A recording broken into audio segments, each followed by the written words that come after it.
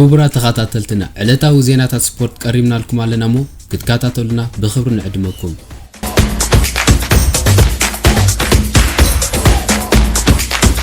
سيموني إنزاغي حدش أسلطاني إنتر كوينو تمزيزو إيطاليويت كلب إنتر ميلان سيموني إنزاغي حدش أسلطان تا كلب كم زخون غليتا إذا نبر أسلطان كلب لازيو نا أنطونيو كونتا كم ستوكو يفلت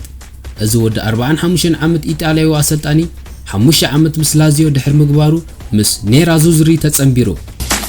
إنزاغي نتكلتا عامت دحري عود سريعة بدراماتيكاو منغدي ستفانو أنطونيو كونتا كمزتكو زفلتيو ممحدار كلب إنتر ميلان أب مشت أتتعوتي جنزب كأكب كمون نتاقاتي موزلو قطباو تساقم كمحش كمزدليو زنقر بمسارة حابريتا لا غازيتا ديلو سبورت دحرم فناو أنطونيو كونتا أب مونغو بريزيدنت كلب لازيو كلاوديو لوتيتون سيموني إنزاغن تخاتات على أخيباتات يقبر كمزنبري قلت يخون نمبر اتسيعبو زتقربا ناي وعل محداس ادمه باتي أسلطان تنتسيكو كوينو دما اتأسلطاني ناب إنتر أمريحو إنزاغي مس إنتر ناي كلتا عامت وعل كمزفرمت سقليتو سيرجيو راموسن ريال مادريدن كفاتحو تقاريبهم بمسرت حبريتا دياريو AS سيرجيو راموس اب ريال مادريد مصاي كم زيبلو انا نصري خيت كم زلو تغليصو راموس وعلو خبق حدا ورح تريفو كم زلو يفلت سلاز دما امونغو زحلقا غانتا كمون اتا ب2005 ود 19 عامت انكلو كاب سيفيا تصنبرلا كلب مفللاي كم زغاطم اندا نصري مص كم زلو ينغر راموس ابز عامت سبورت زي حدا كابتوم كاب دوموزم 10 ميتاويت منكاي زابيه تصاوتاي اتا كلكم زخونه يفلت እዚ ድማ ንማድሪድ ከም ዘቆጣ አይግለጽ راموس እዚ ካብ መቁራጽ ደሞዝ ተጻውቲ እታ ክለብ ዝውህለል ገንዘብ ንቀዳማይ ታርጌት እታ ክለብ ዝኾነ ኪሊያን ሙባፔን ምዕዳግ ከም ዝኾነ መጊቱ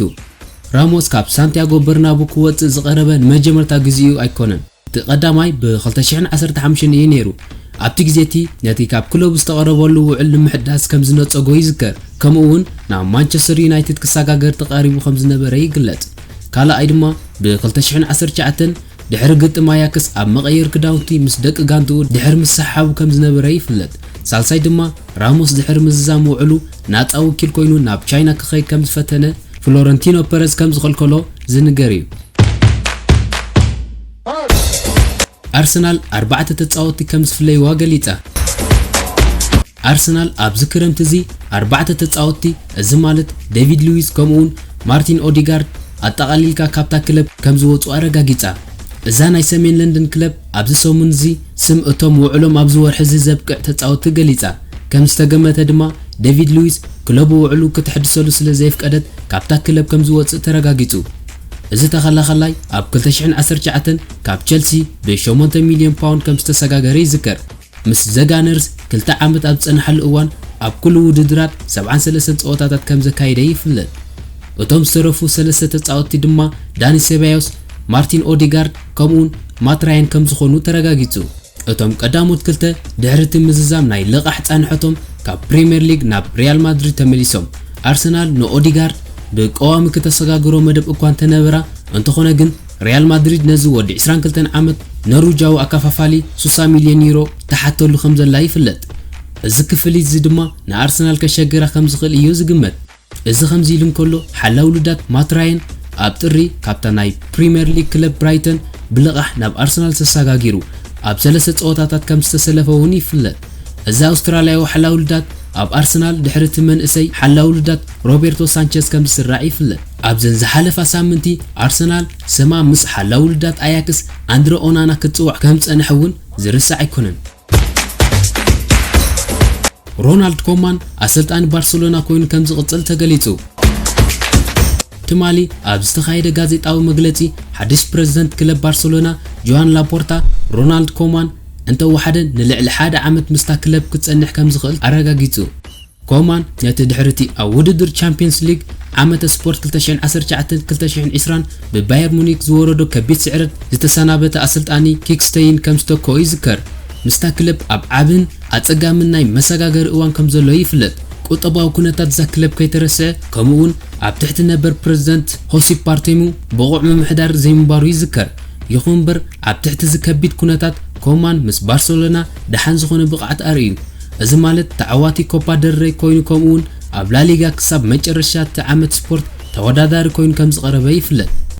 ኣብ ርእሲ ዝውን እዚ ወዲ 58 ዓመት ሆላንዳዊ አሰልጣኒ ንመንእስያት ተጻውቲ ናብ ተዓባይ ጋንታ ብምእታው ከምኡውን መንፈስታ ጋንታ ምምሕያሽ ብምርኣይ ናዳ ከም ዝረኸበ ይፍለጥ ምስ ዕውት ምስጋር ሰርጂዮ አጉዌሮ ኤሪክ ጋርሺያ ኤመርሰን ከምኡውን ምስጋር መንፊስ ዲፓይን ጂኒ ዋንያልዱም ኣብ መስርሕ ብምህላው ኣብ ዝመጽ ዓመት ስፖርት ባርሴሎና ብዙሕ ተስፋ ክህልዎ ከም ዝኽእል እዩ ዝግመት ኮማን ካብ ኣማሕደርቲ ታክለብ ግቡእ ደገፍ ተረኺቡ እንተወሓደ ምስ ክለቡ ተዓዋቲ ላሊጋ ክኸውን ከም ዝኽእል ይንገር ሕጂ ድማ ናብ ሓጸርቲ ዜናታት ምስጋር ተጻውቲ ክነስግረኩም አሌግሪ ንፒያንች ክመልሶ ይደሊ ምስ ዳግማይ ምምላስ አሰልጣኒ ማሲሚሊያኖ አሌግሪ ናብ ጁቬንቱስ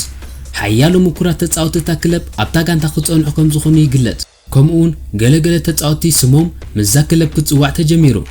ካብ 2016 ክሳብ 2019 ፒያንች ካብ ጁቬንቱስ ና አሌግሪ ኣገዳሲ ተጻዋታይ ከም ዝነበረ ይዝከር ኣብ ትሕቲኡ ንሙሉእ ታጋንታ ብሓደ ዝጠምር ኮይኑ ይዓይ ከም ዝነበረ እውን ይግለጽ ኣብ ትሕቲ መሪሕነት ማውሪሲዮ ሳሪ ከቢድ እዋን ዘሕለፈ ፒያንች ኣብ 2020 ናብ ባርሴሎና ክሰጋገር እንከሎ በንጻሩ ድማ ተጻዋታይ ባርሴሎና አርተር ሜሎ ናብ ጁቬንቱስ ከም ዝተሰጋገረ ይዝከር እንተኾነ ግን ፒያንች ኣብ ፋልማይ ዓመቱ ምስ ባርሴሎና ዕውት ዓመት ኣይሕለፈን ብቐጻሊ ወንበር ከማሙቕ ይረአ ከም ዝነበረ እውን ይፍለጥ ባርሴሎና ነዚ ወዲ 31 ዓመት ቦዝኒያዊ ተጻዋታይ ብትሕቲ 60 ሚልዮን ዩሮ ከም ዘይተሸጦ ገሊጻ ቶተንሃም ምስ አንቶኒዮ ኮንተ ስምምዕ ንምግባር ትዳፋፋ ኣላ በመሰረት ጋዜጠኛ ፋብሪሲዮ ሮማኖ ቶተንሃም ምስ አንቶኒዮ ኮንተ ስምምዕ ንምግባር ትዳፋፋ ከም ዘላ ተገሊጹ እቲ አሰልጣኒ በቲ ናይ ስራሕ መጽዋዕታ ተፈቲኑ ከም ዘለዎ ይግለጽ እንተኾነ ገና ናይ መወዳእታ ውሳነ ከም ዘየለ እዩ ዝግለጽ ምስ ወኪላቱ ዝግበር ዘሎ ዘተ ብዛዕባ ደሞዝ ሓደስቲ ተጻውቲ ምስጋር ከምኡውን ኣባላት አሰልጣኒ ምምጻእ ገና ይቕጽል ከም ዘሎ ተገሊጹ ቶተንሃም ልዕሊ 4 ተሓጋገዝቲ እቲ አሰልጣኒ ከተምጽእ ፍቃደኛ ከም ዘይኮነት ይንገር ሴቪያ ንአሌክስ ሳንቼዝ ተስዕቦ በመሰረት ሓበሬታ ስፖርት ሴቪያ ና አሌክስ ሳንቼዝ ዳግማይ ናብ ስፓኛ ክትመልሶ ከም ትኽእል ተገሊጹ ብዘይ ካዝውን ኢንተር ሚላን ካብቲ ልዑል ደሞዝ ዝተጻወታይ ክትጋላገል ትደሊ ከም ዘላ እውን ይፍለጥ እዚ ናይ ክንፍ ተጻወታይ ኣብ ዝሓለፈ ዓመት ስፖርት ምስ ኢንተር ደሓን ዝኾነ ምንቅስቓስ የርኢ ከም ዝነበረ ይዝከር ኣብ ዝተሰለፈለን 30 ጸወታታት 12 ሾቶታት ከመዝግብ ክኢሉ አርሰናልን አስቶን ቪላን ንተጻወታይ ኖሩች ይጥምታ ኣብ ዝሓለፈ ውዕድ ሳምንቲ ክለባት አርሰናልን አስቶን ቪላን ንኣካፋፋል ተጻወታይ ክለብ ኖርዊች ሲቲ ኢሚሊያኖ ቡኔዲያ ካሓታሉ ጀሚረን ከም ዝነበራ ይንገር በመሰረት ሓበሬታ ዘሳን እዘን ክልተ ናይ ፕሪምየር ሊግ ክለባት ነዚ አርጀንቲናዊ ተጻወታይ ንምፍራም 30 ሚልዮን ፓውንድ ቀሪበን ከም ዘለዋ ተገሊጹ ኣብ ዝሓለፈ ዓመት ስፖርት ቡኔዲያ ኣብ ቻምፒየንሺፕ ብሉጽ ምንቅስቓስ ከም ዘንጸባረቐ ይፍለጥ ንክለቡ ኖርዊች ናብ ውድድር ፕሪምየር ሊግ ክመልስ ዓብይ ኣስተዋጽኦ ከም ዝገበረ ይዝከር ቡኔዲያ ኣብዚ ዓመት ስፖርት እዚ ምስ ኖርዊች 15 ሾቶታት ከምኡውን 17 ንሾቶ ዝበቕዓ ኳዓሳሱ ከም ዝቐበለ ይፍለጥ ሉካስ ቫስኬዝ ምስ ሪያል ማድሪድ ሓድሽ ውዕል ፈሪሙ ሉካስ ቫስኬዝ መጻኢኡ ኣብ ማድሪድ ኣውሒሱ እዚ ናይ ክንፍ ተጻዋታይ ኣብ ሳንቲያጎ በርናቡ ን3 ዓመት ውዕል ከም ዝሕደሰ ተገሊጹ ድሕሪ ካልኣይ ግዜ ምምጻእ ካርሎ አንቸሎቲ ኣብዛ ክለብ እቲ አሰልጣኒ ቁልጡፍ ስጉምቲ ብምውሳድ ንሉካስ ሓድሽ ውዕል ከም ዝቀረበሉ እዩ ዝግለጽ እዚ ካብ ናይ ማድሪድ አካዳሚ ዝመጸ ተጻዋታይ ምስ ክለቡ ኣብ ኩሉ ውድድራት ዘካየደን 240 ግጥማት 26 ሾቶታት ከም ዘመዝገበ ይፍለጥ ብተወሳኺ ድማ ምስ ሪያል ማድሪድ ተዓዋቲ 2 ግዜ ላ ሊጋ ከምኡውን ተዓዋቲ 3 ተኸታታሊ ግዜ ቻምፒየንስ ሊግ ከም ዝነበረ ይዝከር ኣብ ዓመት ስፖርት 2020-2021 እዚ ወዲ 29 ዓመት ኣብ ኩሉ ውድድራት ዘካየደን 34 ጸወታታት 2 ሾቶታት ከምኡውን 7 ሾቶ ዝበቕዓ ኳዓሳሱ ከም ዝቐበለ ይፍለጥ ባየር ሙኒክ ንኣካፋፋሊ አትሌቲኮ ማድሪድ ከተፈርም ትቃርብ ጀርመናዊት ክለብ ባየር ሙኒክ ንኣካፋፋሊ ሳውል ኒገዝ ከተውሕሶ ተቃሪባ ከም ዘላ ተገሊጹ እዛ ጀርመናዊት ክለብ ንዝመጽ ዓመት ስፖርት ሓይላ ክትቀርብ ትጽዕር ከም ዘላ ይፍለጥ እዚ ድማ ነቲ ኣብ ዝሓለፈ ክረምቲ ናብ ሊቨርፑል ዝተሰጋገረ እስፓኛዊ ከፋፋል ቲያጎ አልካንትራ ዘይተመልአ ሃጓፍ ንምሽፋን ሳውል ኒገዝ እቲ ሃጓፍ ንኽመልኦ ከም ዝመረጸቶ ተገሊጹ ሬድዮ ማርካ ከም ዝገለጸቶ አትሌቲኮ ማድሪድ እቲ ካብ ባየር ሙኒክ እትቀበሎ ገንዘብ ብኡን እንደገና ብምውፋር መተካእቱ ተጻዋታይ ከም ተፈርም ገሊጻ እዚ ማለት ድማ ተጻዋታይ ጣልያዊት ክለብ ኦዲነዘ ሮድሪጎ ዲ ፖል ከም ዝኾነ ተገሊጹ ብሰንካ ኣብ ዝሓለፈ ዓመት ስፖርት ብቋሚ ስለፍ ዘይምንባሩ ሳውል ናሕያሎ ኣዋርሕ ስሙ በተደጋጋሚ ካብ ዋንዳ ሜትሮፖሊታኖ ክወጽእ ክጽዋዕ ከም ጸንሐ ይፍለጥ እዚ ስፓኛዊ ከፋፋሊ ኣብ ዝሓለፈ ዓመት ስፖርት ኣብ 33 ግጥማት ተሳቲፉ ካብዘን 33 ጸወታታት ድማ ኣብ 13 ጸወታታት ጥራዩ ሙሉእ 9 ደቂቃ ዝተጻወተ ምስ አትሌቲኮ ዘሎ ናይ 13 ዓመት ዝምድና ክዛዝም ይመስል ከም ዘሎ ይግለጽ እምበኣርከስ ኩብራ ተኸታተልትና ንሎም ቀሪብና ዝነበርና ዕለታዊ ዜናታት ስፖርት ነዚ ይመስል ኣብ ዝመጽእ ብኻልእ ትሕዝቶ ክሳብ ንራኸብ ተሰናይ